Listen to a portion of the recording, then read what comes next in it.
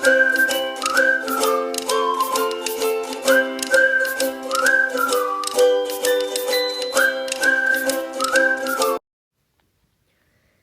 बच्चों, आज हम स्टार्ट करेंगे जनरल ऑर्गेनिक केमिस्ट्री का लेक्चर 7 का थर्ड पार्ट। और इसके पहले जो भी लेक्चर्स अपलोड हुए हैं उसमें हमने ये डिस्कस कर लिया था कि इंडक्टिव इफेक्ट बेसिकली होता क्या है, क्या उसके टाइप्स होते हैं। और एप्लीकेशन पार्ट में हमने उसका फर्स्ट एप्लीकेशन डिस्कस किया था, यानी कि किस तरीके से हम एसिडिक और बेसिक स्ट्रेंथ को डिटरमाइन करते हैं by using inductive effect in different organic molecules. तो यहाँ तक का डिस्कशन तो ऑलरेडी हो चुका है। अब आगे हम क्या डिस्कस करने वाले हैं, आगे बेसिकली एप्लीकेशन पार्ट में ही जो सेकंड टॉपिक है अपना, यानी कि स्टेबिलिटी ऑफ रिएक्शन इंटरमीडिएट्स। जो इंटरमीडिएट्स होते हैं उनकी स्टेबिलिटी किस तरीके से हम इंडक्टिव इफेक्ट से डिटरमाइन करते हैं, हम ये आज के लेक्चर में पढ़ने वाले हैं। तो इंटरमीडिएट्स में हम कौन कौन से इंटरमीडिएट्स की बात करेंगे, हम बात करेंगे कार्बोकेटायंस की, ठीक है। इसके बाद हम बात करेंगे कार्बन आयंस की, and then at the end we will talk about stability of free radicals। ठीक है, इतना करने के बाद ये लेक्चर कंप्लीट हो जाएगा। तो कार्बोकेटायंस, कार्बन आयंस और फ्री रेडिकल्स बेसिकली होते क्या हैं और कैसे बनते हैं, इसके लिए हमने ऑलरेडी एक डिटेल वीडियो जो बॉन्ड फिजन का था उसमें अपलोड किया था कि किस तरीके से कार्बोकेटायंस, कार्बन आयंस और फ्री रेडिकल्स का फॉर्मेशन होता है। तो अगर आपने वो वीडियो नहीं देखी है तो पहले जनरल ऑर्गेनिक केमिस्ट्री की प्लेलिस्ट पर जाएँ, उस वीडियो को देखें, उसमें आपको क्लियरली पता चल जाएगा कि किस तरीके से ये तीनों रिएक्शन इंटरमीडिएट्स का फॉर्मेशन होता है। इस वीडियो में हम मेनली इनकी स्टेबिलिटी के रिगार्डिंग बात करने वाले हैं कि किस तरीके से हम इंडक्टिव इफेक्ट को यूज़ करके स्टेबिलिटी डिटरमाइन कर सकते हैं। तो सबसे पहले हम स्टार्ट करेंगे स्टेबिलिटी ऑफ कार्बोकेटायन से। स्टेबिलिटी ऑफ कार्बोकेटायंस बेसिकली मैं शॉर्ट में बता देती हूँ कि कार्बोकेटायंस होते क्या हैं। ये ऐसी स्पीशीज़ होती हैं जिनमें कार्बन पर पॉजिटिव चार्ज होता है, क्योंकि यहाँ केटायन टर्म आ रहा है। हम इस कार्बोकेटायन वर्ड में देख सकते हैं कि कार्बो वर्ड है और केटायन वर्ड है, यानी कि कार्बन पे क्या आ रहा होगा, पॉजिटिव चार्ज आ रहा होगा, जिसकी वजह से यहाँ केटायन टर्म का यूज़ हो रहा है। तो कार्बोकेटायंस बेसिकली ऐसे स्पीशीज़ होते हैं जिसमें कार्बन पे पॉजिटिव चार्ज होता है। अब अगर मैं एग्जाम्पल लूँ, फॉर एग्ज़ाम्पल यहाँ पे मैं देख सकती हूँ, फॉर एग्ज़ाम्पल जैसे अपने पास है CH3CH2 प्लस, तो ये क्या है, ये एक कार्बोकेटायन का एग्जाम्पल है बेसिकली। क्यों? क्योंकि यहाँ इस कार्बन पे ये पॉजिटिव चार्ज प्रेजेंट है, तो यानी ये एक कार्बोकेटायन का एग्जाम्पल हो गया। अब कब ये कार्बोकेटायन स्टेबलाइज होगा, कब डीस्टेबलाइज होगा, ये हम कैसे देख सकते हैं। तो हमें यहाँ से ये तो क्लियरली पता चल रहा है कि ये एक इलेक्ट्रॉन डेफिशिएंट स्पीशीज़ है। क्यों? क्योंकि कार्बन पे पॉजिटिव चार्ज है, यानी उसके पास क्या है, इलेक्ट्रॉन्स की डेफिशिएंसी है। और अगर इलेक्ट्रॉन्स की डेफिशिएंसी है तो कहीं ना कहीं से इसको इलेक्ट्रॉन की रिक्वायरमेंट है, और अगर वो इलेक्ट्रॉन्स इसको कहीं से मिल सकें तो क्या होगी, इसकी इलेक्ट्रॉन डेफिशिएंसी कम हो जाएगी। इलेक्ट्रॉन डेफिशिएंसी कम होगी यानी कि इसकी स्टेबिलिटी बढ़ जाएगी। तो अगर हम ऐसे ग्रुप्स लगा दें कार्बोकेटायन में, या कोई ऐसे ग्रुप्स प्रेजेंट हो जो बेसिकली इलेक्ट्रॉन डेंसिटी को बढ़ा रहे हों, तो वो क्या करेंगे, कार्बोकेटायंस को ज़्यादा स्टेबल बनाएंगे ऐसे ग्रुप्स। और वहीं अगर दूसरी तरफ हम ऐसे ग्रुप्स लगा दें जो कि इलेक्ट्रॉन डेंसिटी को फर्दर विड्रॉ कर रहे हों और कम कर रहे हों, यानी इलेक्ट्रॉन डेफिशिएंसी को और बढ़ा दे रहे हों, तो कार्बोकेटायन क्या होगा, और डीस्टेबलाइज हो जाएगा, यानी उसमें इंस्टेबिलिटी आ जाएगी। तो हम यहाँ से ये देख सकते हैं, क्या हम नोट कर सकते हैं, हम ये नोट कर सकते हैं कि जो इलेक्ट्रॉन रिलीजिंग ग्रुप्स होते हैं, releasing groups increases the stability of carbocations, यानी कार्बोकेटायंस की स्टेबिलिटी को इलेक्ट्रॉन रिलीजिंग ग्रुप्स बढ़ा देंगे। और इलेक्ट्रॉन रिलीजिंग ग्रुप्स बेसिकली हम किसको बोल रहे हैं, इलेक्ट्रॉन रिलीजिंग ग्रुप्स हम बोल रहे हैं प्लस आई इफेक्ट वाले ग्रुप्स को। ठीक, अगर हम बात करें कब उसकी स्टेबिलिटी घट जाएगी यानी डिक्रीज़ हो जाएगी, तो ऐसे ग्रुप्स जो इलेक्ट्रॉन विड्रॉइंग इफेक्ट शो करेंगे, इलेक्ट्रॉन विड्रॉइंग ग्रुप्स जो होंगे वो क्या करेंगे, वो डिक्रीज़ कर देंगे अपनी कार्बोकेटाइन की स्टेबिलिटी को, decrease the stability of carbocations. अच्छा, एक और चीज़ है, कार्बोकेटाइंस को हम कार्बोनियम आयंस भी बोलते हैं। तो अगर कहीं कार्बोनियम आयन वाला टर्म यूज़ हो रहा है तो भी हम कार्बोकेटाइंस को ही रेफ़र कर रहे हैं। These are basically the same terms referring to the same species. Okay, तो कार्बोकेटाइंस ये हो गए, और यहाँ पे डिक्रीज़ हो रही है तो कैसे ग्रुप्स लगे होंगे, -I इफ़ेक्ट वाले ग्रुप्स लगे होंगे। बेसिकली वो कार्बोकेटाइन पे डेंसिटी जो होगी इलेक्ट्रॉन की उसको और भी डिक्रीज़ कर देंगी, जिसकी वजह से और डीस्टेबलाइज हो जाएगा अपना कार्बोकेटाइन। ठीक, और कार्बोकेटाइंस बेसिकली हैं species which carry positive charge on carbon atom, species carrying positive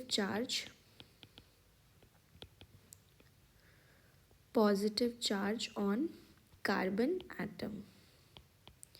ये हैं अपने कार्बोकेटाइंस।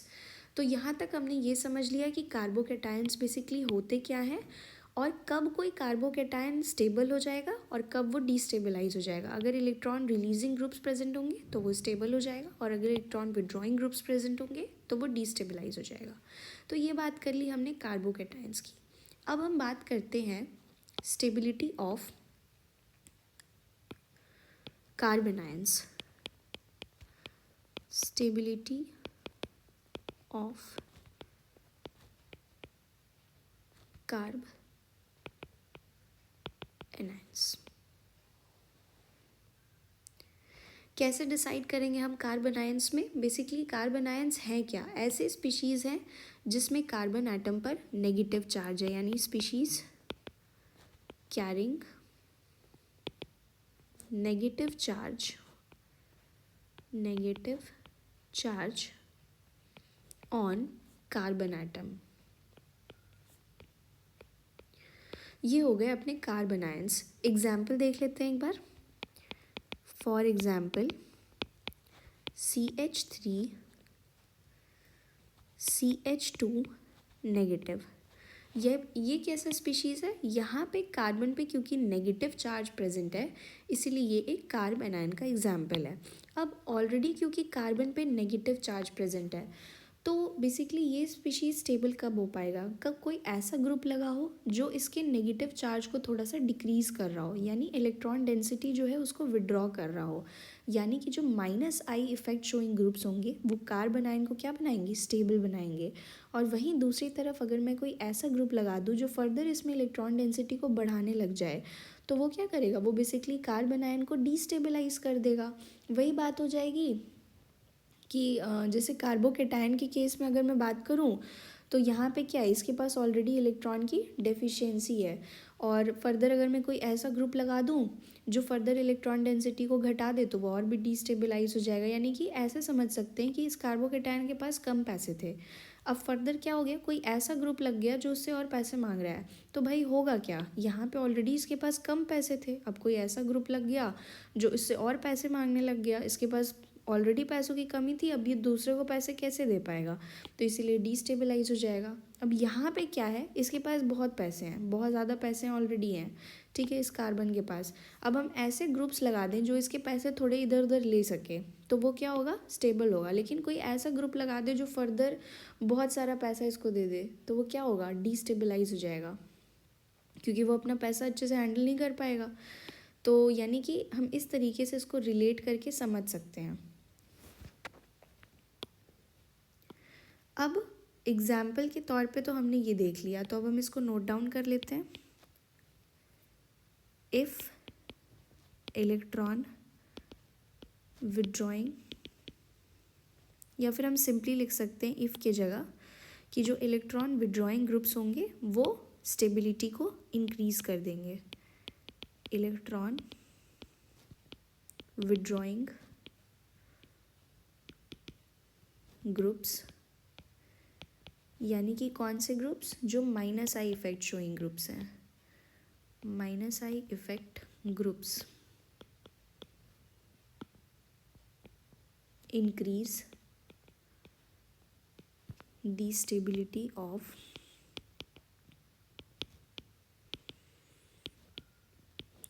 Carbon ions. और जो इलेक्ट्रॉन रिलीजिंग ग्रुप्स होंगे, इलेक्ट्रॉन रिलीजिंग ग्रुप्स यानी जो प्लस आई इफेक्ट वाले ग्रुप्स होंगे,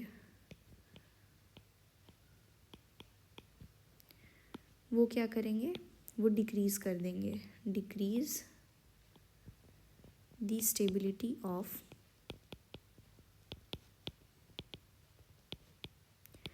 कार्बन आयंस।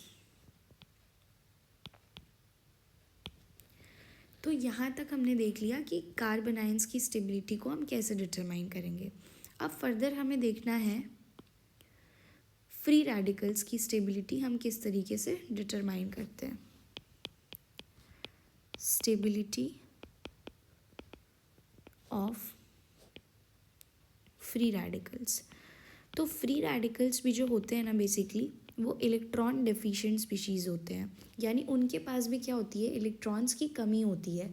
तो अगर कोई ऐसे स्पीशीज़ हो जो उस पर इलेक्ट्रॉन की जो डेफिशिएंसी उसको थोड़ा कम कर पा रहे हो, यानी इलेक्ट्रॉन रिच स्पीशीज़ हो जो इलेक्ट्रॉन रिलीज़ कर रहे हो, वो क्या करेंगे, वो फ्री रेडिकल्स की स्टेबिलिटी को बढ़ा देंगे। और अगर इसका ऑपोजिट होगा तो फ्री रेडिकल्स की स्टेबिलिटी डिक्रीज़ हो जाएगी। तो इसके एग्जाम्पल हम लिख सकते हैं, फ्री रेडिकल भी बेसिकली क्या होते हैं, ऐसे स्पीशीज़ होते हैं जिसपे अनपेयर्ड इलेक्ट्रॉन प्रेजेंट होता है। तो species having unpaired electrons are called free radicals and these are basically electron deficient species. तो हम यहाँ पे फॉर एग्जांपल देख लेते हैं। फॉर एग्जांपल जैसे अपने पास है CH3 CH2 और फ्री रेडिकल को हम इस तरीके से रिप्रेजेंट करते हैं। ये जो सिंगल डॉट है वो रिप्रेजेंट करता है एक अनपेयर्ड इलेक्ट्रॉन को। तो ये है अपना एग्जाम्पल एक फ्री रेडिकल का। अब इसमें भी क्या होगा, अगर इलेक्ट्रॉन रिलीजिंग ग्रुप्स प्रेजेंट होंगे तो स्टेबिलिटी बढ़ जाएगी, और अगर इलेक्ट्रॉन विड्रॉइंग ग्रुप्स प्रेजेंट होंगे तो स्टेबिलिटी घट जाएगी। इलेक्ट्रॉन रिलीजिंग ग्रुप्स यानी कौन से ग्रुप्स, जो प्लस आई इफेक्ट ग्रुप्स हैं, plus I effect groups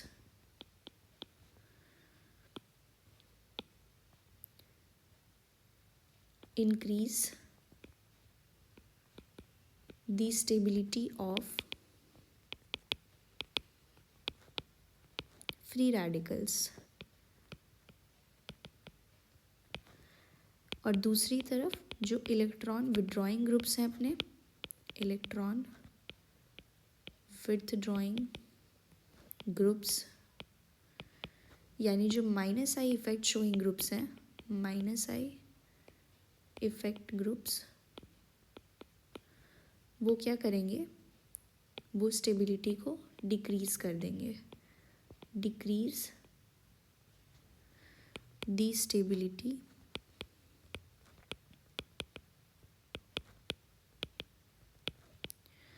of free radicals. तो यहाँ तक हमने डिस्कस कर लिया थ्योरी पार्ट। अब इस थ्योरी पार्ट में जो भी हमने कॉन्सेप्ट सीखे हैं कि कब कौन से ग्रुप्स इलेक्ट्रॉन डेंसिटी को बढ़ा देंगे, स्टेबिलिटी को बढ़ा देंगे, या फिर इलेक्ट्रॉन डेंसिटी को घटा देंगे, स्टेबिलिटी घटा देंगे, इस तरीके से जो भी हमने अभी तक सीखा for carbocations, carbanions as well as free radicals, अब हम उनको क्वेश्चंस पे अप्लाई करने जाएंगे। तो सबसे पहले यहाँ पे लिखा हुआ है क्वेश्चन में, arrange in decreasing order of stability of carbocations, यानी कार्बोकेटायंस का जो स्टेबिलिटी का डिक्रीजिंग ऑर्डर है हमें उसमें बेसिकली अरेंज कर देना है इस 1 2 3 4 जो चारों कार्बोकेटायंस दिए हैं उनको। तो सबसे पहले एक बार इसको अच्छे से लिख लेते हैं। जैसे ये अपना पहला क्या है, पहला तो अपना सिंपली CH3 प्लस कार्बोकेटायन है, दूसरा भी अपना क्या है CH3 CH2 प्लस कार्बोकेटायन ही है। ये जो तीसरा स्ट्रक्चर है इसमें बेसिकली CH है और इससे क्या लगे हैं, 2 मिथाइल ग्रुप्स इस तरीके से लगे हुए हैं, और ये जो अपना फोर्थ और आखिरी स्ट्रक्चर है उससे 3 मिथाइल ग्रुप इस तरीके से जुड़े हुए हैं, इस पर पॉजिटिव चार्ज है। तो अगर मैं बात करूँ तो यहाँ पे सिंपली मिथाइल है, ठीक है। और इसमें अगर मैं बात करूँ तो एक plus I effect showing groups है, यहाँ पे 2 plus I effect showing group है, और इस केस में 3 ऐसे plus I effect showing group है।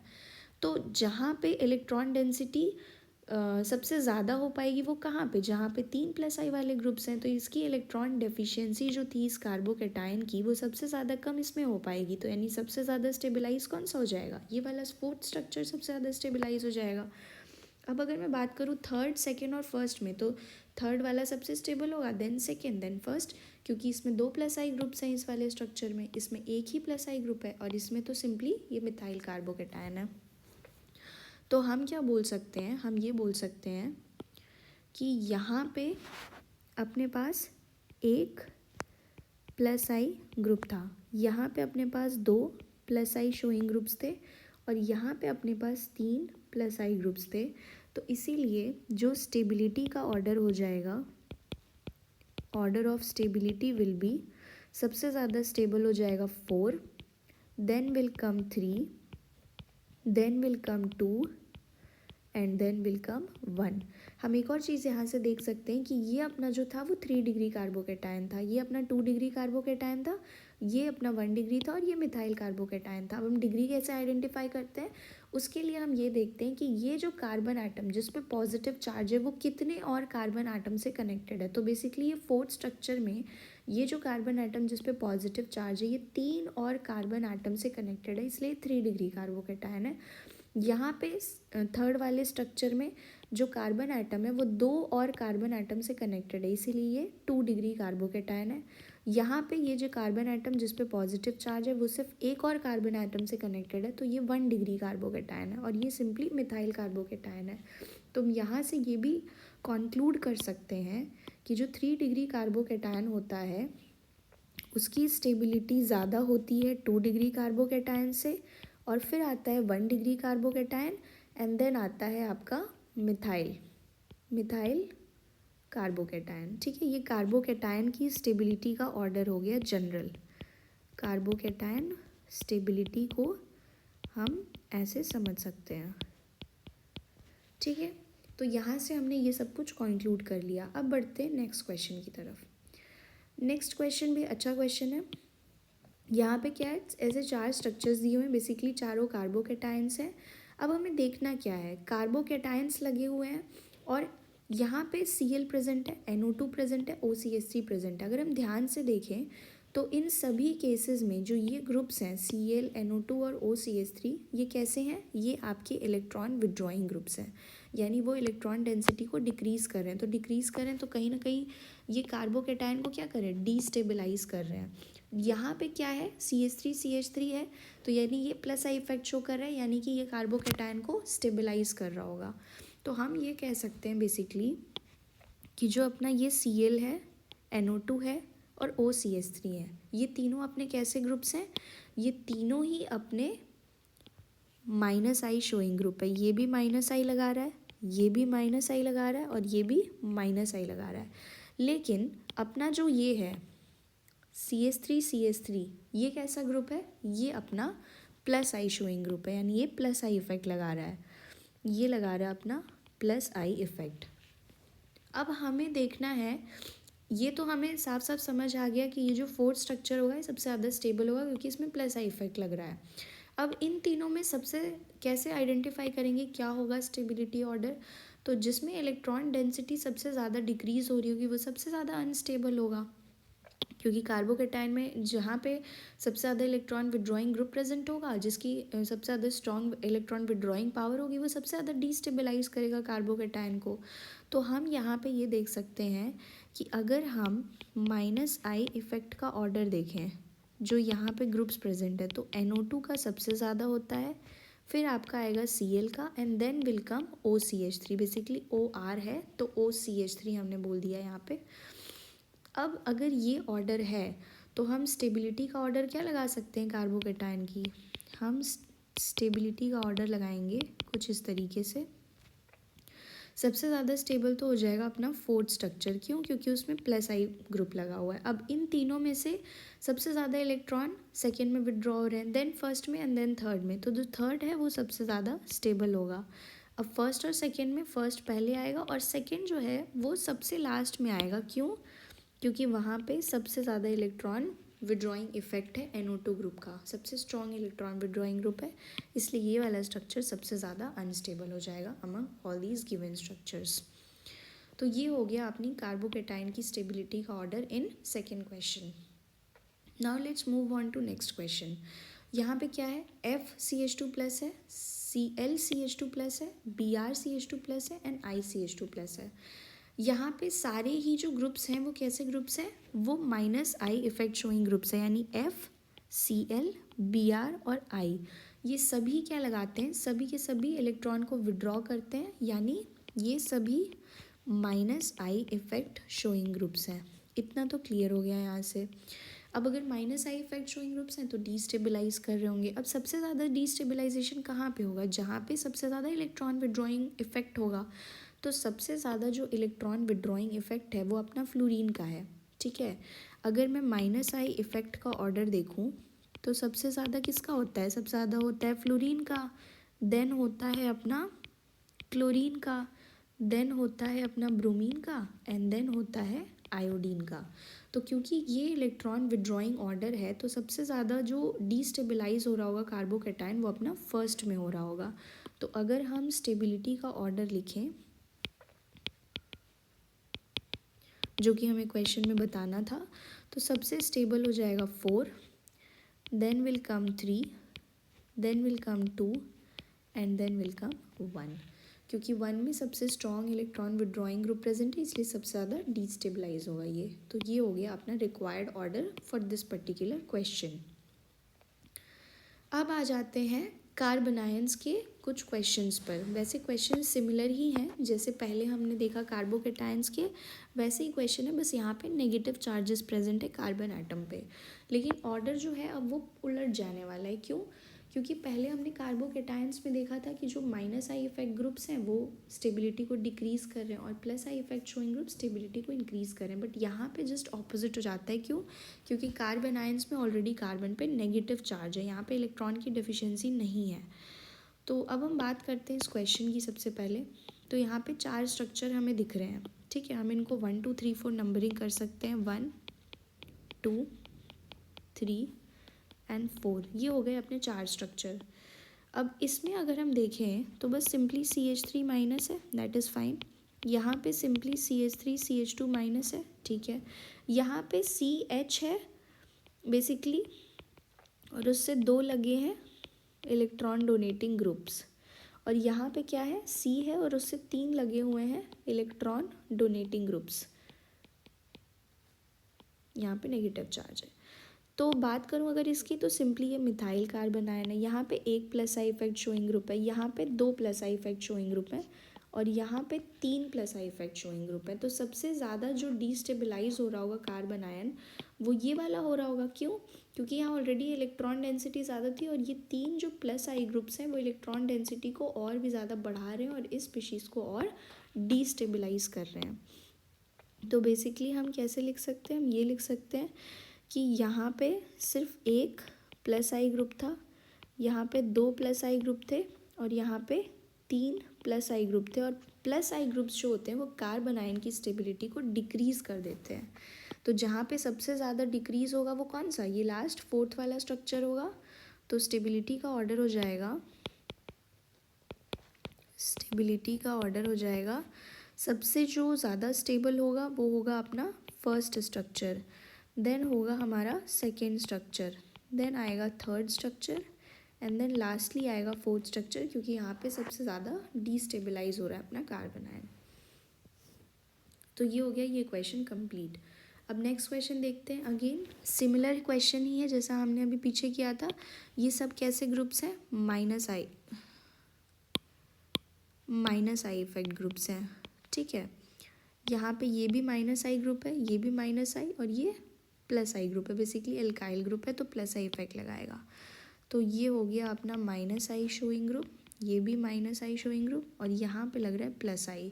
तो कार्बन आयन की स्टेबिलिटी घट जाती है अगर plus I effect showing group लगा होता है, और बढ़ जाती है अगर minus I effect showing group लगा होता है। और हमने अभी इस थोड़ी देर पहले माइनस आई इफेक्ट का ऑर्डर देखा था कि NO2 में सबसे ज़्यादा होगा, फिर Cl में होगा, एंड देन OCH3 में होगा।